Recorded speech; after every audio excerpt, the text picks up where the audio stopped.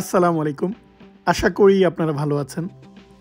আমার আজকের ব্লগে কানাডার ওয়াটারটনের চমৎকার একটা লোকেশন শেয়ার করব এবং আমার দৃষ্টিতে এটা ওয়াটারটন লেক ন্যাশনাল পার্কের সেরা জায়গা এবং কানাডার যেই সুন্দর সুন্দর জায়গাগুলো রয়েছে তার মধ্যে অন্যতম একটা জায়গা এটা। সো চলুন দেখে নিই সেই সুন্দর জায়গাটি।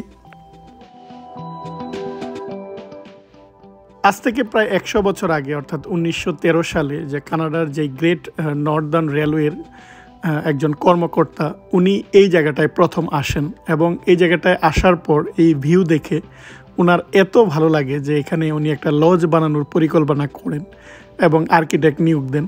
কিন্তু ওনার সেই স্বপ্ন বাস্তবায়ন হতে প্রায় 14 বছর সময় লাগে। অর্থাৎ তখন প্রথম বিশ্বযুদ্ধ হয়, তারপর এখানে অনেক ঝড় হতো, সব কিছু পেরিয়ে উনি ওনার স্বপ্ন বাস্তবায়ন করেন এবং 1927 সালে প্রথম এই জায়গাটায় উনি একটা লজ করতে পেরেছিলেন।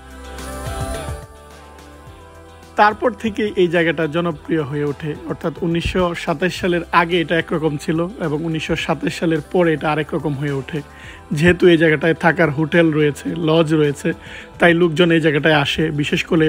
বিশেষ করে পর্যটকেরা এই জায়গাটায় তাদের যাত্রা শুরু হয় এবং অনেক মুভির শুটিং হয়েছে কিন্তু এই জায়গায়, অনেক সিনেমার শুটিং, এমনকি হিন্দি সিনেমার শুটিংও হয়েছে। এবং হিন্দি সিনেমার আমার জানা মতে যে একটা হিন্দি সিনেমা রয়েছে সানামরে, এর একটা গানের শুটিংও কিন্তু হয়েছে এই জায়গায়।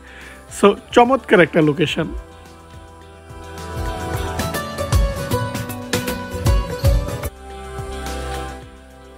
আপনারা যারা প্রচুর মুভি দেখেন, এমনকি আপনারা যারা নেটফ্লিক্সে নানা রকম সিরিজ দেখে থাকেন, আপনাদের কাছে এই জায়গাগুলো কমন বা পরিচিত মনে হতে পারে। কারণ কানাডার এই ক্যালগেরি বা কানাডার অ্যালবার্টা এবং কানাডার ব্রিটিশ কলম্বিয়ার কিন্তু এরকম সুন্দর সুন্দর লোকেশনে নানা রকম ফিল্মের শুটিং হয়ে থাকে।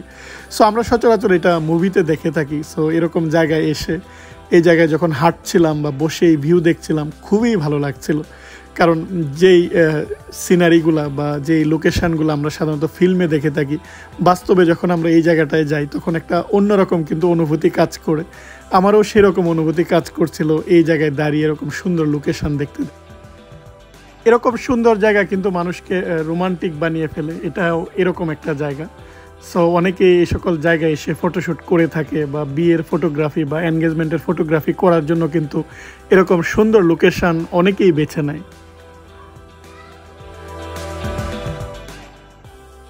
আমার পিছনে যে হোটেলটি দেখতে পাচ্ছেন এটাই সেই লজ যেটা 1927 সালে এখানে তৈরি করা হয়।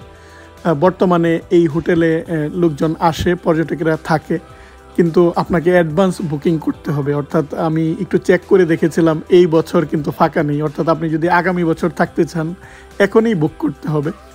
আর এর নাম হচ্ছে প্রিন্স অফ ওয়ালেস। আপনারা জানেন যে ব্রিটিশরা যখনই কোনো কিছু নামকরণ করেছে তখন তাদের রাজা, তাদের প্রিন্স বা প্রিন্সেসের নাম অনুযায়ী করেছে। আর ওদের যেমন বর্তমানের প্রিন্স অফ ওয়ালেস হচ্ছে উইলিয়াম। সো এরকমই তখনকার যে প্রিন্স অফ ওয়ালেস সেই নামেই তারা এই হোটেলের নামকরণ করেছে।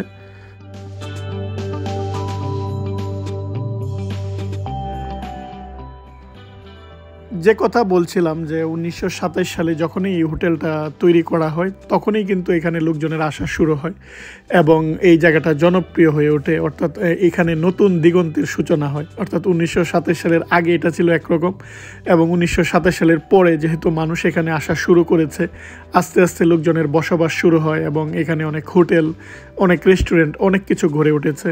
এবং আপনি সামারের এই সময়টাতেই শুধু এই জায়গাটায় আসতে পারবেন, সেটা মার্চ থেকে অক্টোবর পর্যন্ত।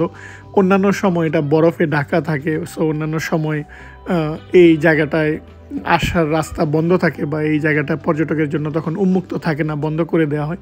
আপনারা যারা এখানে আসতে চান বা এই জায়গাটায় বেড়াতে চান, আপনারা সামারে ইজিলি আসতে পারেন। এটা ক্যালগেরি এয়ারপোর্ট থেকে মাত্র 2 ঘন্টার মতো ড্রাইভ। অর্থাৎ ক্যালগেরি এয়ারপোর্টের খুবই কাছে, কিন্তু একদম কানাডার বর্ডার। অর্থাৎ এর অপর পাশে হচ্ছে আমেরিকা বা ইউএসের মন্টানা স্টেট।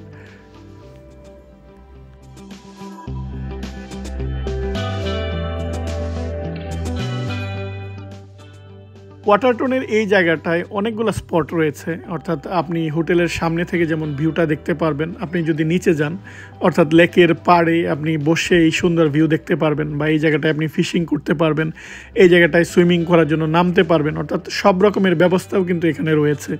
এবং আমি আমার অন্যান্য ভিডিওতে আপনাদেরকে দেখিয়েছি, আপনারা যদি এই লেকে ঘুরতে চান সেই ব্যবস্থাও আছে। আপনি এখানে বোট রেন্ট করতে পারবেন বা কায়াক রেন্ট করে আপনি জাস্ট এই লেকের যেই সৌন্দর্য সেটা আপনি ঘুরে ঘুরে দেখতে পারবেন। আর ডান পাশের যেই পাহাড়ের গাছগুলা 2017 সালে এই জায়গায় আগুন লেগে সেগুলা পুড়ে যায়, কিন্তু তবুও সুন্দর। আর এখানে একটা সুন্দর ঝর্ণা রয়েছে, সেই ঝর্ণাটার সৌন্দর্যও কিন্তু আমাদেরকে মুগ্ধ করেছে।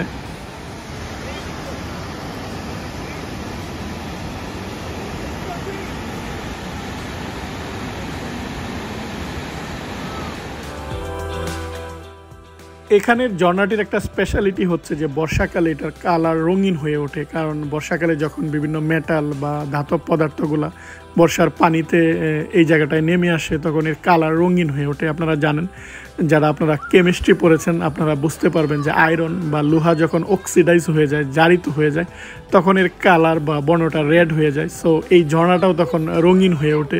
সো এটা এই ঝর্ণার একটা স্পেশালিটি, অর্থাৎ বর্ষাকালে যারা এই জায়গাটায় দেখতে আসে তারা তখন রঙিন পানি দেখতে পায়। আমরা এখন আরেকটা লেকে গেলাম, এটা একটু ওয়াটারটন যেই লেকস পার্কেরই একটা পার্ট। এই লেকটাও দেখুন সুন্দর, এবং পিছনের যেই পাহাড়ের ভিউ দেখুন, পাহাড়ে অলরেডি বরফ জমে আছে, অর্থাৎ সামারেও বরফ জমে আছে। সো এই ভিউগুলা খুবই সুন্দর। আর কানাডার লেকগুলা অনেক সুন্দর সুন্দর লেক, বিশেষ করে পাহাড়ের পাদদেশের লেক কিন্তু অন্যরকম সুন্দর একটা, দেখতে খুবই ভালো লাগে। অর্থাৎ পাহাড়ের পাদদেশের লেকগুলা খুবই সুন্দর, এবং বিকেলবেলা বিশেষ করে সূর্য যখন অস্ত যায় তখন কিন্তু একটা অন্যরকম আবহাওয়া তৈরি করে। সো এটা দেখার জন্য কিন্তু অনেকেই আসে, বা অনেকেই দেখুন এই জায়গাটায় বোট দিয়ে ঘুরে বেড়াচ্ছে। সো আমরা ঘুরে ঘুরে দেখছিলাম এই জায়গাগুলা, এবং খুবই ভালো লাগছিল। বিশেষ করে এই সকল জায়গায় আসলে আপনাকে সময় নিয়ে আসতে হয়, অর্থাৎ এই লেকের পাড়ে বসে বা লেকে নৌকায় ঘুরে এর সৌন্দর্য উপভোগ করতে হয়।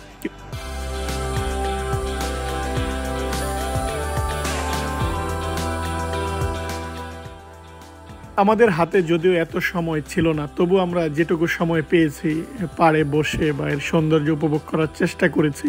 প্রতিটা জায়গায় ঘুরে ঘুরে একটু সময় নিয়ে দেখার চেষ্টা করেছি, কারণ ওয়াটারটনের এই জায়গাটায় অনেকগুলো স্পট রয়েছে, অনেকগুলো লেক রয়েছে, এবং প্রাকৃতিক পরিবেশটা খুবই সুন্দর। এবং আমরা যেদিকেই যাচ্ছিলাম, অর্থাৎ গাড়ি দিয়ে আমরা যেদিকেই ঘুরে বেড়াচ্ছিলাম, প্রতিটা জায়গায় কিন্তু আমাদের ভালো লাগছিল।